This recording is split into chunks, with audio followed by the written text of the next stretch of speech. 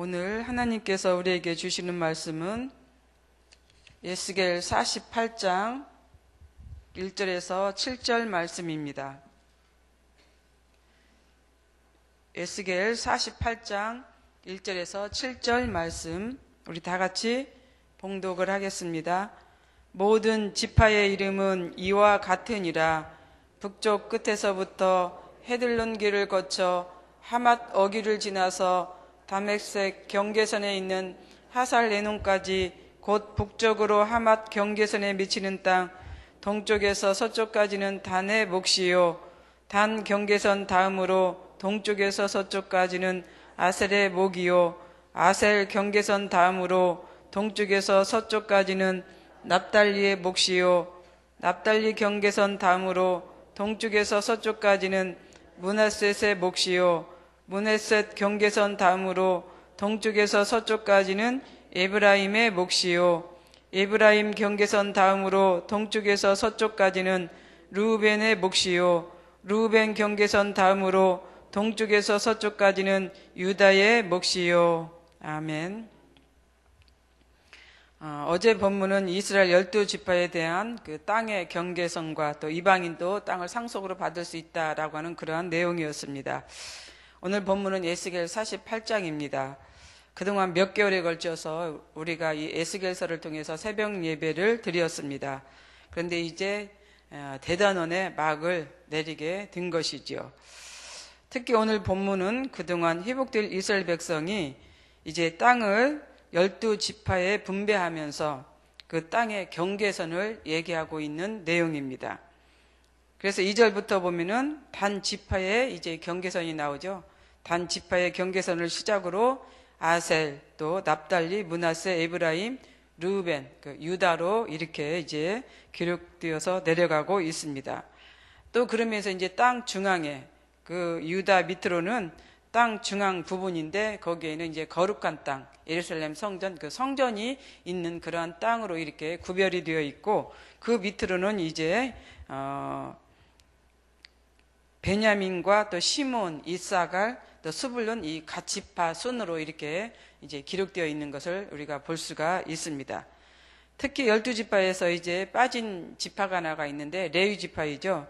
이 레위 지파도 이제 제사장 그 가문으로서 땅을 분배 받게 되는 이제 그런 것도 있습니다. 전혀 땅을 받지 않는 것은 아닙니다.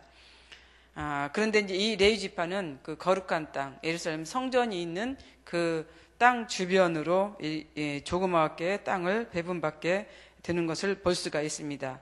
이제 거기에서 이렇게 12지파에서 특이한 사항을 보면은 에브라임과 또 므낫세 자손입니다. 이 자손은 요셉의 자손이죠. 이제 그럼에도 이 요셉의 그 이스라엘에 끼친 그런 공로를 통해서 이 두 자손이 이제 그 땅을 이제 배분받아서 지파로서의 역할을 감당한다라고 하는 것을 성경은 이제 얘기하고 있는 것입니다. 그런데 이제 땅 분배의 이런 그 지경들을 보면은 특이할 만한 사항이 무엇이냐면은 그 에브라임이나 므낫세나 또 유다나 이 베냐민은 그 성소를 중심으로 중앙에 이제 분포가 되어 있잖아요. 그런데 이제 갓이나 아셀이나 뭐 이제 그 납달리 이런 그 자손들은 땅 중앙 부분이 아니라 이스라엘 성소를 중심으로 해서 멀리 떨어진 외곽지대, 쉽게 말해서 우리가 그렇게 표현할 수가 있죠. 그런 곳으로 이렇게 분배를 받았습니다. 그러니까는 지중해가 이제 서쪽이고 요단 이제 동쪽이 뭐 이제 그 요르단 이런 이제 그 지역으로 생각을 한다고 하면은 제 우쪽으로 그 북쪽과 남쪽으로 이렇게 나눠지는 이제 그런 상황 속에서 단지파나 납달리는 그 북쪽으로 또 갓은 아래 남쪽으로 이렇게 이제 그 경계선이 나와 있고 또 그쪽으로 이렇게 땅을 분배 받은 것을 우리가 이제 지도를 보면 그렇게 알 수가 있습니다. 그래서 이렇게 이스라엘 이제 내에서 땅을 분배받는 이 경계선이나 그 지파들의 이러한 그 역할에 따라서 땅을 분배받았다라고 하는 것을 우리가 이제 알 수가 있는 것이죠. 그런데 이제 성경은 이스라엘 땅 분배 과정이 오늘 본문에만 이렇게 기록되어 있지 않습니다. 출애굽기 이후에 또 1차적으로 이렇게 땅을 분배받는 그런 과정이 나와 있는데, 여호수아 13장에서 19장에 이제 이르러서 그렇게 땅을 이제 분배받는 그런 과정이 있습니다. 이것은 이제 여호수아가 가나안 땅을 이제 정복을 하고 안정이 된 그 상황 속에서 이스라엘의 그 12지파에게 땅을 나눠주는 그러한 내용인 것이죠. 그래서 거기에 보면 이제 그 자세하게 소개되고 있습니다. 그런데 이제 이스라엘 그때 당시에 그 땅 분배 과정과 그 에스겔서에서 나는 땅 분배 과정을 보면 약간 좀 그 변경된 그런 상황이 있습니다. 유다와 베냐민이 어떻게 보면 이제 이렇게 좀 다르게 나와 있습니다. 유다가 밑에고 베냐민이 위에입니다. 그 여호수아에서 나오는 것은. 그런데 이제 유다가 북쪽으로 올라가 있고 베냐민이 남쪽으로 내려가 있고, 또 예전에는 여호수아에서는 그 이제 므낫세 반이나 또 갓 지파, 그 르벤 지파들이 요단 동쪽을 이제 땅을 차지하게 됐는데, 에스겔서에서는 요단 동쪽이 아니라 그 요단 서쪽 쪽으로 이렇게 이제 나와서 이렇게 분배받았다라고 하는 것을 우리가 알 수가 있죠. 오늘날 그 어떻게 보면 이스라엘의 지도의 유형과 같은 것이 지금 에스겔서에 나와 있는 그런 땅 분배인 것을 우리가 알 수가 있습니다.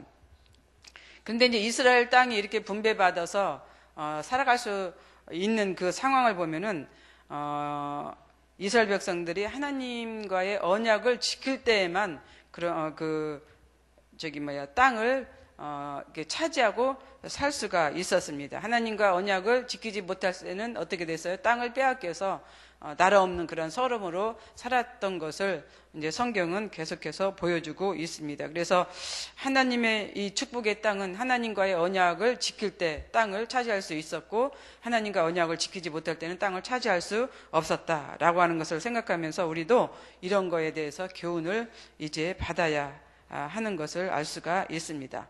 그렇다면 민수기에서 이스라엘 땅이 어떤 원칙에 의해서 이렇게 땅이 분배되었는지 우리가 또 생각해 볼 수가 있는 것이죠. 민수기 26장 51절에서 56절에 보면은 이스라엘 자손의 계수함을 입은 자가 60만 1,730명이었더라.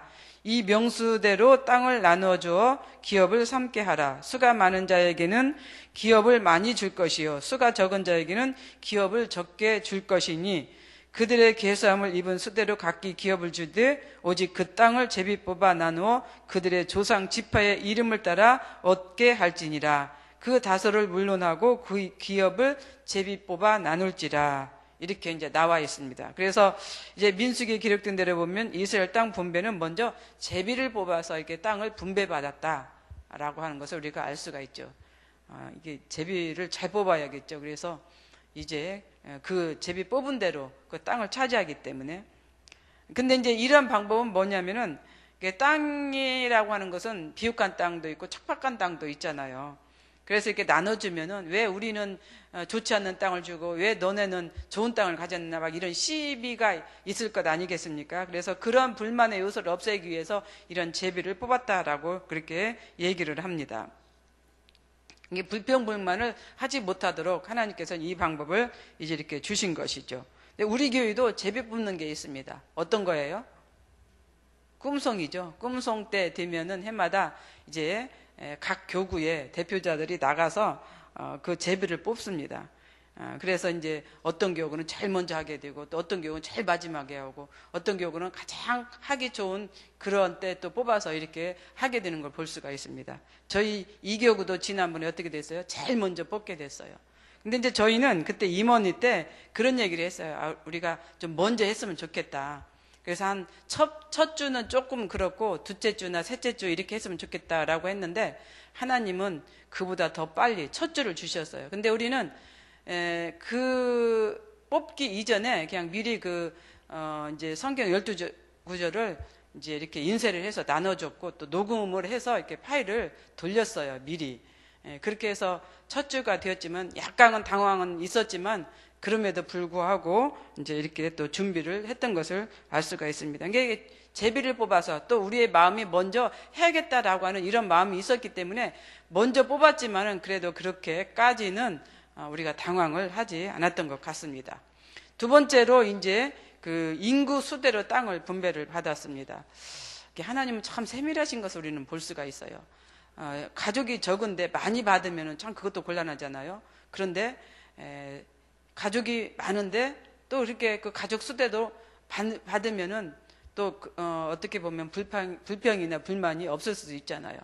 이제 아프리카 같은 데 보면은 이제 TV에서 보면은 그 잔치를 이렇게 이제 열게 되는 그 상황 속에서 보면 이렇게 동물을 잡잖아요. 뭐 돼지를 잡다든지 뭘 잡으면은 보면은 거기에서도 이렇게 그 가족의 수대로 이렇게 분배를 해서 가져가는 그러한 경우를 이렇게 종종 보게 되거든요. 참 어떻게 보면 지혜로운 그런 방법을 이렇게 하고 있는 것을 볼 수가 있는데, 그런 방법이 어떻게 보면 성경, 또 하나님에 의해서 이렇게 내려온 것이 아닌가 하는 그런 생각을 갖게 됩니다. 그래서 이스라엘도 보면은 인구 이제 수대로 이렇게 분배를 받아서 이게 이제 하고 있는 걸 우리가 알 수가 있죠. 그런데 이제 인구 조사는 성경에서 보면 늘 종종 나오고 있는 걸 볼 수가 있는데, 인구 조사는 아무 때나 하면 되지 않습니다. 이스라엘 백성은 인구 조사를 늘 했어요. 그래서 성경에서 구약에 보면은 이제 뭐 몇십만 명, 몇만 명 이런 것들이 쭉 나와 있잖아요. 그래서 출애굽기 이후에도 보면은 이스라엘 12지파가 다 이렇게 수가 개수가 되어서 이제 몇십만 명이다, 몇백만 명이다 라고 하는 것이 이렇게 나와 있고, 그래서 장정이 뭐 60만 명 뭐 이런 것들이 이렇게 나와 있는 것을 볼 수가 있습니다. 그래서 인구조사는 아무 때나 하면 되지 않죠. 그런데 사무엘하 24장에 보면은 다윗이 그때 인구조사를 했습니다. 그런데 이 인구조사를 통해서 하나님께 징계를 받게 됩니다. 왜? 인구조사를 했는데 왜 징계를 받을까? 근데 거기에 보면은 다윗이 자기의 의를 드러내기 위해서 이렇게 인구조사를 했던 거예요. 거기에 보면은 칼을 빼는 자 80만 명, 유다 사람이 50만 명이다. 이렇게 이제 기록되어 있는데, 이건 뭐예요? 칼을 빼는 자, 전쟁에 나가서 싸울 만한 자라고 하는 것이죠. 그러니까 다윗이 뭐예요? 자기의 의를 드러내는 거예요. 자기의 힘을 과시를 하게 된 거예요. 나는 나에게 이만한 싸움에 나가서 전쟁에 나가서 싸울 수 있는 이러한 인구가 있다, 이런 수가 있다, 이걸 드러냈던 거예요. 하나님은 어때요? 교만을 가장 싫어하시잖아요. 그렇기 때문에 이제 죄악으로 인해서 인구 7만 명이 이렇게 죽게 되는 그런 그 상황이 성경에 기록되어 있는 걸 볼 수가 있습니다. 그래서 우리는 인구조사도 아무 이유 없이 하면 안 됩니다. 하나님을 의지해야지, 사람을 의지하려고 하는 그런 인구조사는 하나님께서 원치 않는다라고 하는 상황을 우리는 알 수가 있는 것이죠. 셋째, 그 다음은 레위인들입니다. 레위인들에게 있어서 제가 아까 얘기했던 것처럼 레위인들도 하나님께서 주신 기업이 이제 있는데, 근데 거기에서도 보면은 이제 그 레위인들 이제 수도 이제 성읍을 이렇게 분배를 받게 되는데, 보면 이제 가족 수가 얼마 되느냐에 따라서 그렇게 이제 그 분배를 받았던 것 같습니다. 그래서 성읍을 많이 얻는 자에게는 많이 주고 적게 얻는 자는 적게 주었습니다. 근데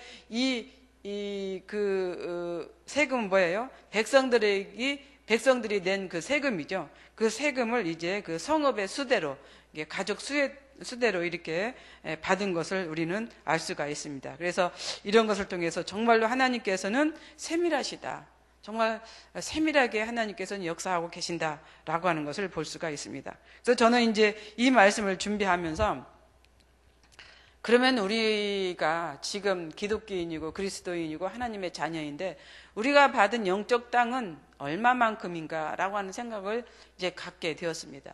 내가 받은, 하나님께서 나에게 주신 그 영적인 땅은 얼마큼이나 될까? 그러니까 여러분들은 또 얼마큼이나 받았을까? 한번 생각을 해보셨습니까? 그러면은 우리에게 주시는 하나님의 그 영적인 땅은 어떤 의미일까? 무엇일까라고 하는 것들을 한번 생각을 해봤습니다. 우리는 하나님 나라 확장하는 사업을 해야겠죠. 하나님 나라의 이런 땅, 하나님 나라를 확장하는 그 사명을 하나님 우리들에게 주셨습니다. 그것이 어떻게 보면 우리에게 주신, 하나님께서 주신 그 영적인 땅이 아닐까 생각이 듭니다. 그래서 전도이겠죠. 하나님 나라를 확장시키는 건 전도, 또 봉사, 헌신, 그게 하나님께 얼마나 순종하느냐, 하나님 뜻대로 사느냐, 이런 것이 아닐까 하는 생각이 듭니다. 그래서 우리는 이제 살아가면서 하나님이 나에게 주신 그 영적인 땅의 경계는 어디까지일까라고 생각하면서 앞으로 남은 삶에 있어서 열심으로 하나님 나라 확장과 하나님께서 주신 우리 땅의 경계를 더 넓혀가는 그러한 삶이 되었으면 좋겠습니다. 기도하겠습니다. 사랑과 은혜가 풍성하신 하나님 아버지, 참 감사합니다. 오늘 하나님께서 우리에게 주신 이 영적인 그 땅 경계를 다시 한번 생각해보는 저희가 되게 하여 주시옵소서. 그렇습니다.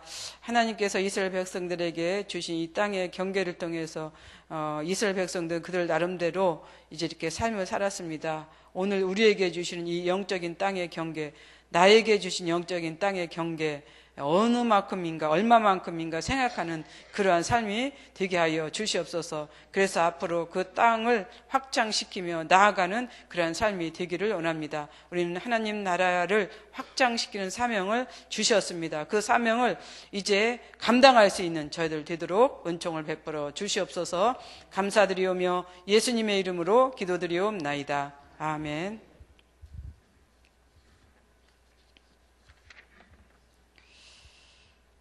공동기도문 예배입니다. 우리 예배를 받기에 홀로 합당하신 창조주 하나님, 말씀상 공동체가 주님을 예배할 때마다 영광을 받으시고 삼위일체 하나님의 임재와 현존으로 응답하옵소서.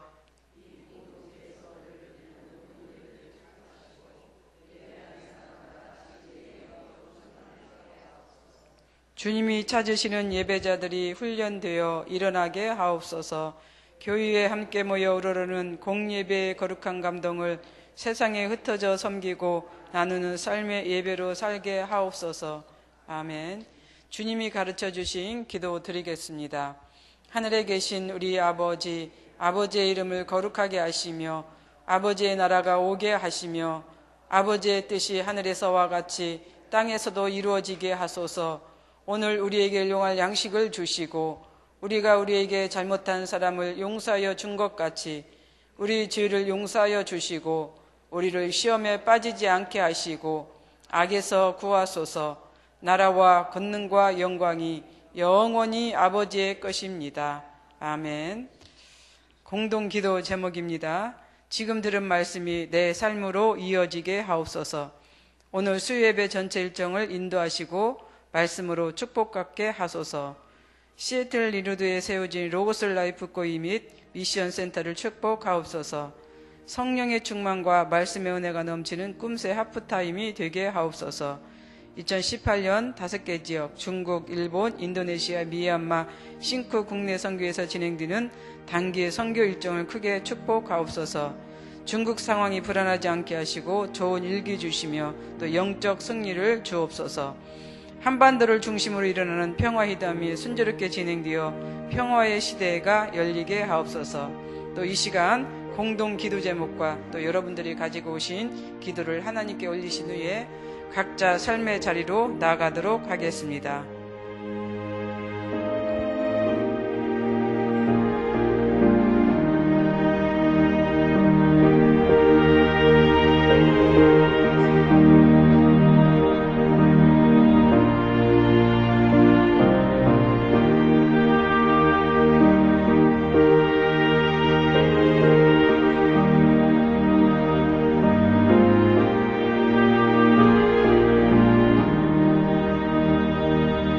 you.